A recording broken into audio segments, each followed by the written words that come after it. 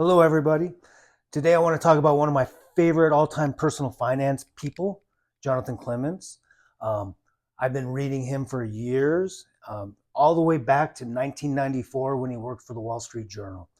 He wrote over 1,000 articles during his time there, over many years, and I like to believe all of them, but probably most of them are. And they all kind of taught me different lessons, different things to help me with my personal finances. Later on his career, he started this website called Humble Dollar that you're looking at right now, where guest writers can come in and write an article, and he edits them before they get sent out. So he spends his own time doing this, and he vets them, I imagine.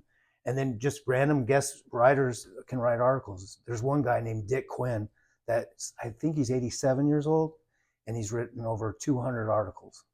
And it brings up a lot of good conversation because when you click on one of these articles, let me show you real quick.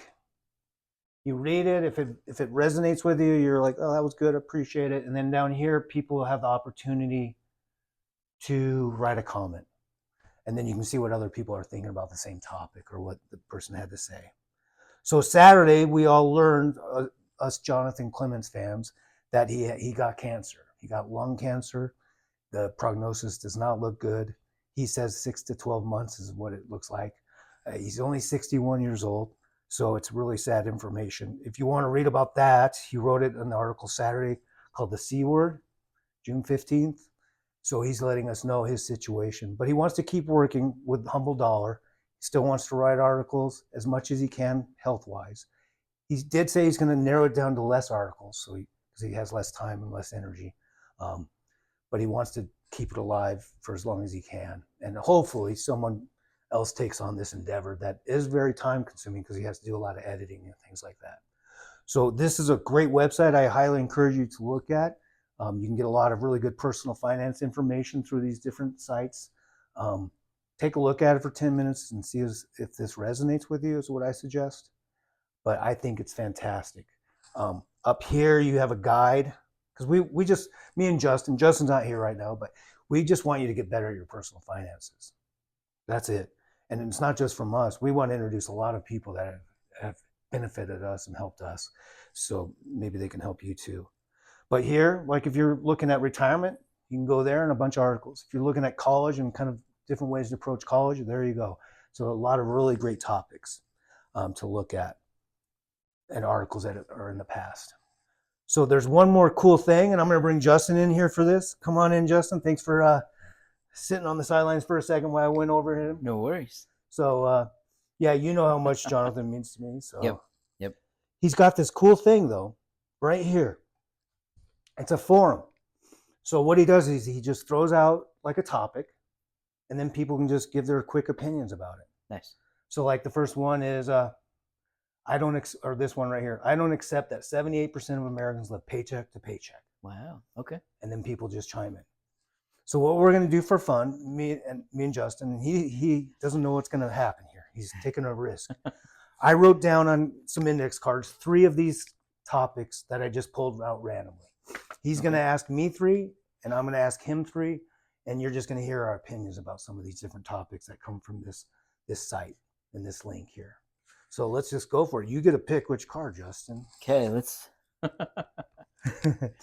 go with that one. Yeah, and again, these questions came from this. So if you're intrigued and want to go through the whole list, go to this website later. Nice. So, okay. You want to go first or you want me to? Let me go first. All right, here we go. What financial topic do you find most confusing? Yeah, and full disclosure, I made these questions, so I knew this question was coming. I made all 6. So I've had time to think about this. Right. Or Justin doesn't. Yeah, it's going to be like, oh.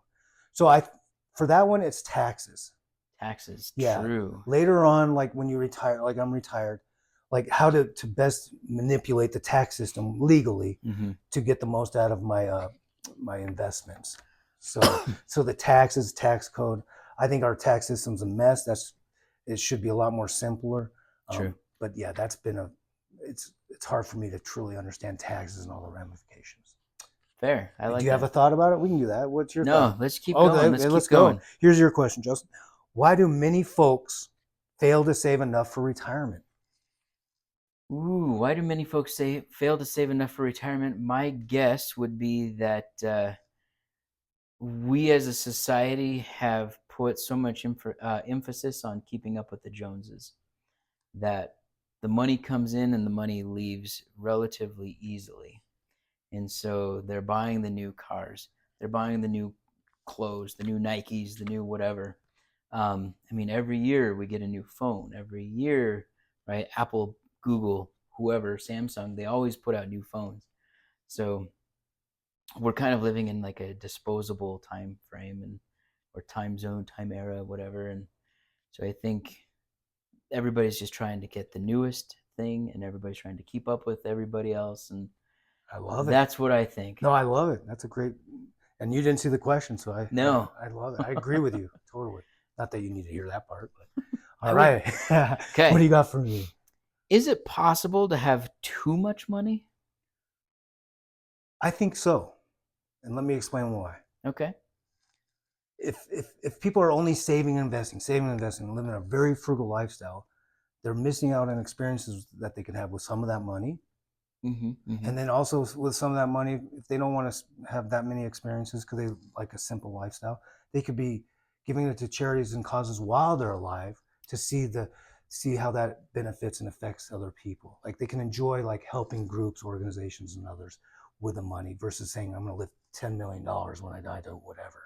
Right. Okay. So you're talking about more seeing the benefits of your money while you're still alive versus the leaving the donation at the end. Exactly. I don't Okay. think people should die with $10 million personally. I say give away a lot of that if that's your thing, Yeah. or enjoy it while you're alive.